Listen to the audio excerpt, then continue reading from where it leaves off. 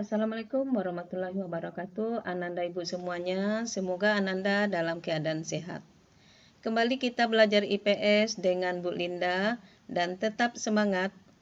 Kali ini kita belajar tentang pemahaman lokasi melalui peta.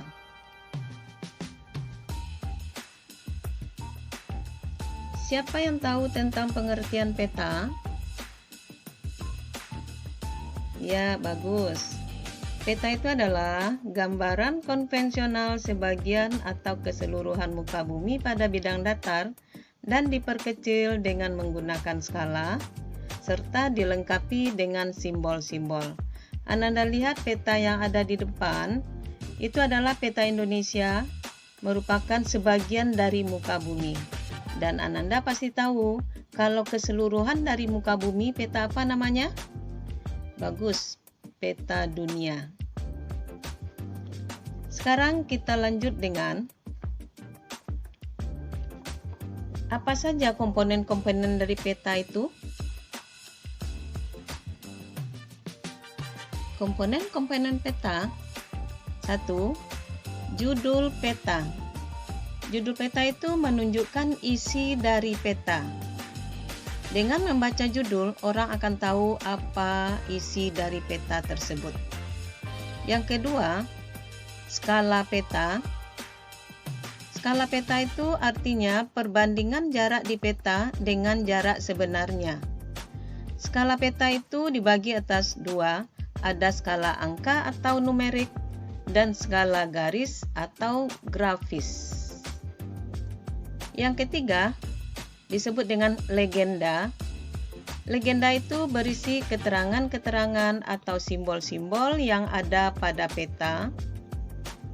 Maksud dari simbol, tanda pengganti kenampakan di muka bumi. Misalnya, sungai disimbolkan dengan garis lurus yang bercabang. Gunung itu disimbolkan dengan segitiga. Kalau segitiganya hitam, gunungnya tidak aktif. Sementara kalau segitiganya merah menunjukkan gunung api yang aktif. Dan ada simbol warna seperti warna biru menunjukkan untuk perairan. Yang berikut, petunjuk arah atau orientasi. Gunanya untuk menunjukkan arah utara, selatan, barat, dan timur.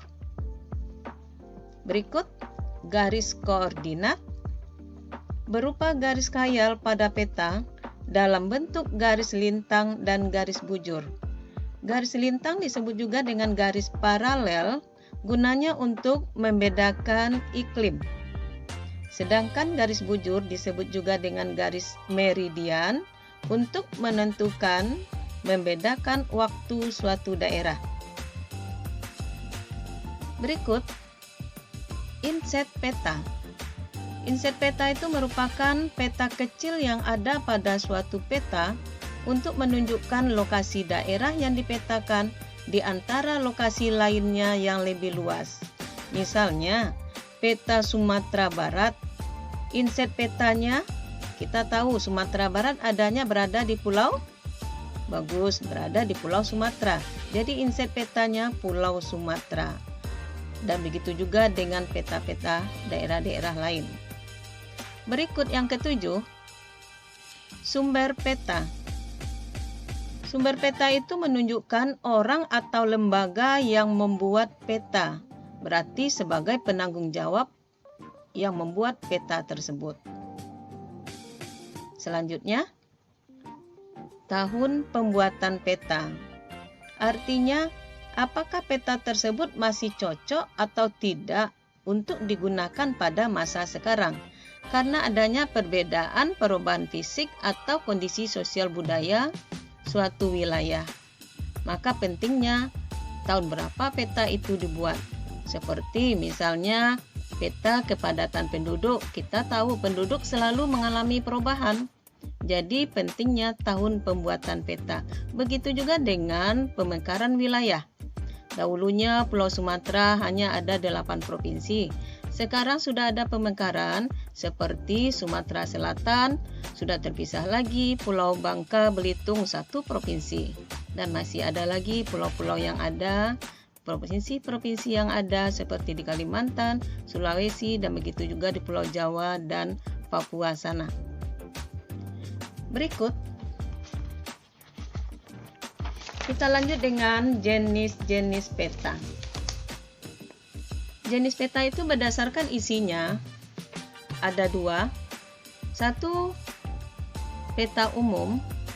Anda lihat di sana itu adalah peta Indonesia dengan 34 provinsi. Berarti itu adalah contoh peta umum. Masih banyak lagi peta-peta umum yang lain seperti peta dunia, peta Amerika, peta Eropa, peta ASEAN, dan segala macam. Itu disebut dengan contoh peta umum. Berikut peta khusus atau peta tematik. Peta yang menggambarkan kenampakan umum atau tema ada dari peta tersebut.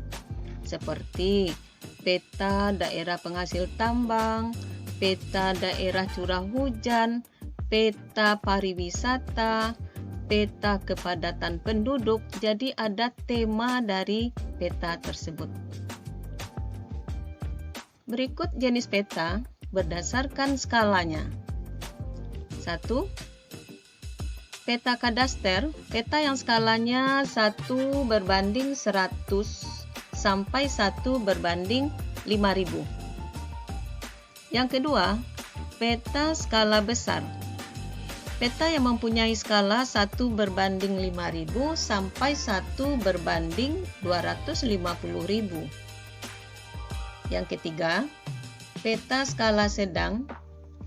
Peta yang mempunyai skala 1 berbanding 250.000 sampai 1 berbanding 500.000. Berikut, peta skala kecil.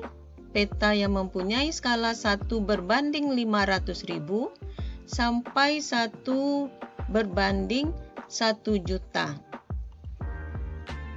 Dan berikutnya, peta geografi. Peta yang skalanya lebih dari 1 berbanding 1 juta. Kita lanjutkan. Bentuk-bentuk dari peta. Bentuk-bentuk dari peta itu dapat kita lihat. Yang pertama disebut dengan peta datar. Peta datar, yaitu peta yang dibuat pada bidang datar. Bentuk permukaan bumi pada peta dapat dilihat dari perbedaan warnanya. Biasanya peta datar ini dibuat pada kertas. Yang kedua, peta timbul atau peta relief, yaitu peta yang dibuat berdasarkan bentuk permukaan bumi yang sebenarnya. Jadi peta tersebut timbul ada yang tinggi, ada yang rendah. Misalnya peta dalam dunia militer, perencanaan pembangunan. Yang ketiga, peta digital.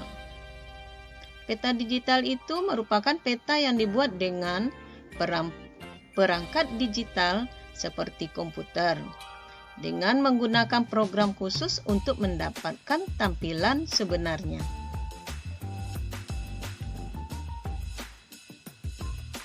Yang berikut, syarat-syarat ideal suatu peta. Syarat-syarat ideal suatu peta itu, yang pertama, peta itu harus konform. Artinya, bentuk-bentuk daerah yang digambarkan pada peta harus sesuai dengan bentuk daerah sesungguhnya di lapangan. Yang kedua, harus equidistant. Artinya, jarak daerah pada peta harus sesuai dengan jarak daerah sebenarnya. Jadi penegasannya jarak di sana. Yang ketiga, harus ekuivalen. Peta itu harus ekuivalen, artinya luas daerah pada peta harus sesuai dengan luas yang sebenarnya. Yang keempat, peta tersebut harus mudah dipahami agar pembaca peta tidak bingung. Dan yang kelima, penyajian informasi pada peta harus lengkap, teliti, dan sistematis. Nah, Ananda Ibu, yang harus Ananda lakukan setelah Ananda mempelajari materi tersebut, silakan buatkan kesimpulan untuk catatan Ananda untuk bisa dipelajari kembali. Lalu, jawablah pertanyaan berikut ini. 1. Buatkan contoh inset peta satu saja, artinya Ananda buatkan petanya, seperti yang Ibu terangkan tadi. Yang kedua, jarak antara kota A dan kota B pada peta adalah 15 cm, sedangkan jarak sebenarnya antara kota A dan kota B adalah 30 km. Hitunglah berapa skala peta tersebut.